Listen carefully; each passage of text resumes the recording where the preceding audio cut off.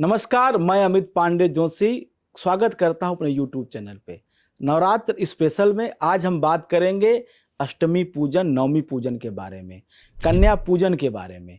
कन्याएं माता दुर्गा का स्वरूप मानी जाती हैं। कैसे माता को प्रसन्न करने के लिए कन्या पूजन करना चाहिए, क्या विधि विधान है कन्या पूजन का, ये सभी बातें इस वीडियो में हम आपको आज बताएंगे।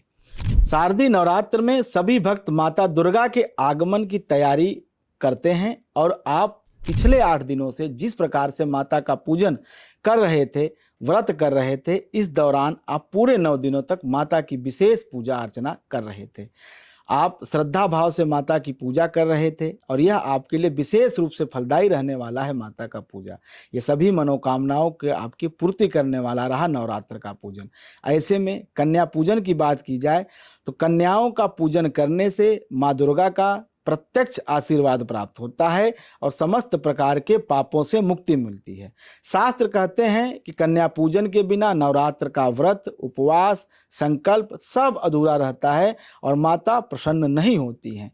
वैसे आपको चाहिए कि हर दिन एक कन्या का पूजन करें, लेकिन अगर आपने नियमित एक कन्या का पूजन नहीं किया तो अष्टमी या नवमी के दिन विशेष रूप से कन्या पूजन करने तो निश्चित रूप से आपके मनोरथ की सिद्धि होगी और माता दुर्गा की कृपा मिलेगी। लेकिन विशेष बात ध्यान रखें, कन्या पूजन में 2 वर्ष से लेकर के 9 साल की उम्र की ही कन्याओं का पूजन करना चाहिए। इससे अधिक उम्र की कन्या का पूजन करना श्रेष्ठ नहीं माना जाता है। श्रीमद् देवी भागवत में सभी वायु वर्ष की कन्याओं का ठीक प्रकार से विवरण दिया गया है, बताया गया है कि किस कन्या का पूजन करने से क्या फल प्राप्त होता है। जैसे 2 वर्ष तक की नीचे की अगर आप कन्या का पूजन करते हैं तो उन्हें रस और गंध का ज्ञान नहीं होता है, इसलिए उनका पूजन निषेध किया गया है। 2 वर्ष के ऊपर की आयु कन्या पूजन करने से सब प्रकार के मनोरथ की सिद्धि होती है, क्योंकि 2 वर्ष की कन्या कुमारिका कहलाती है, 3 वर्ष की कन्या त्रिमूर्ति, 4 वर्ष की कन्या कल्याणी कहलाती है, 5 वर्ष की कन्या रोहिणी, 6 वर्ष की कन्या कालिका, 7 वर्ष की कन्या चंडिका कहलाती है और 8 वर्ष की अगर कोई कन्या है तो उसे सांभवी कह के पुकारा जाता है। 9 वर्ष की कन्या साक्षात दुर्गा की स्वरूपा होती है और 10 वर्ष की कन्या सुभद्रा कहलाती है। 10 वर्ष के ऊपर की कन्याओं का भी पूजन निषेध है, शास्त्र मना करता है। इस प्रकार की 9 कन्याओं का पूजन करने का जो फल है वह भी मैं आपको बता देता हूँ। कुमारी की कन्या का पूजन करने से दुख दरिद्रता का नाश, शत्रु हार मान लेते हैं, आयु धन बल बढ़ता है। 3 वर्ष अर्थात त्रिमूर्ति कन्या का पूजन करने से सब प्रकार के अर्थ काम की प्राप्ति होती है, धन धान्य का आगमन होता है, संतान सुख की प्राप्ति होती है। 4 वर्ष की कन्या का अगर आप पूजन करते हैं, कल्याणी का पूजन करते हैं तो आपको सब प्रकार के विद्या का, विजय का, राज्य का, सुख का लाभ होगा।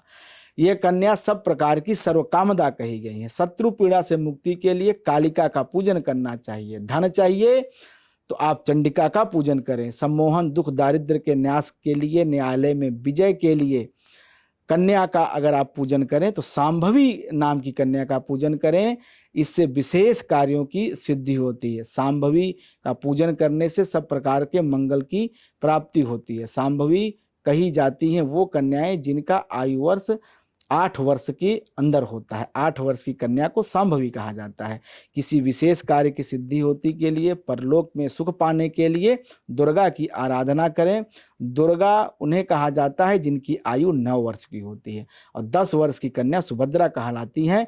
ये सुभद्रा जो कन्याएं होती हैं सब प्रकार के मंगल को देती हैं। इस तरह से आप नवमी के दिन या अष्टमी के दिन 9 कन्याओं का पूजन करें, 2 वर्ष से लेकर के 10 वर्ष तक की। एक विशेष बात ध्यान रखें, इनके साथ बटुक भैरव के स्वरूप में एक 2 वर्ष से लेकर 10 वर्ष के बीच के बालक का भी पूजन करना चाहिए। और पूजन करने का विधि विधान उसी तरह से है जैसे आप माता के मूर्ति का पूजन करते हैं, अर्थात अपने घर पे उन्हें निमंत्रण दीजिए, उनके पैर धोइए, उनके माथे पे तिलक चंदन करिए, माला फूल पहनाइए। इसके साथ साथ जो आपके यहाँ दिव्य भोजन पकवान बना हो वह उन्हें नैवेद्य के रूप में अर्पित करिए। जाते समय दक्षिणा दीजिए और उनसे आशीर्वाद लीजिए। बहुत आसान है कन्या पूजन की ये परंपरा।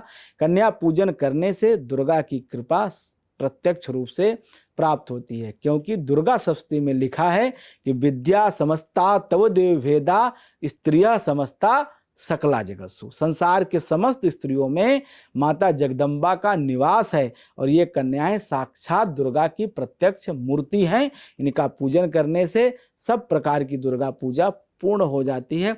इसलिए नवरात्र के अष्टमी की रात या नवमी के दिन जब भी आपको समय लगे, अपने कुल परंपरा सुविधा अनुसार अष्टमी या नवमी में कन्या पूजन करें। दोनों दिन श्रेष्ठ माने जाते हैं। अष्टमी में भी कन्या पूजन का विधान है और नवमी में भी पूजन विधान है। तो आप अष्टमी के दिन भी कर सकते हैं और नवमी के दिन भी आप कन्या पूजन कर सकते हैं। इसमें किसी प्रकार का दोष नहीं होता है। कन्या पूजन करने से आपकी पूजा पूर्ण होगी। आपका यह अनुष्ठान जो 9 दिनों से चल रहा था वह भी पूर्ण होगा। और कन्या पूजन करने के पश्चात जब वो आपको आशीर्वाद देंगी तो यह मानिए कि प्रत्यक्ष जगदम्बा ही आशीर्वाद उनके मुख से दे रही हैं और वो जो आपको आशीर्वाद देंगी वो जरूर फलित होगा। उसका प्रभाव भी आपके जीवन पे दिखाई देगा। जय मां विंध्यवासिनी।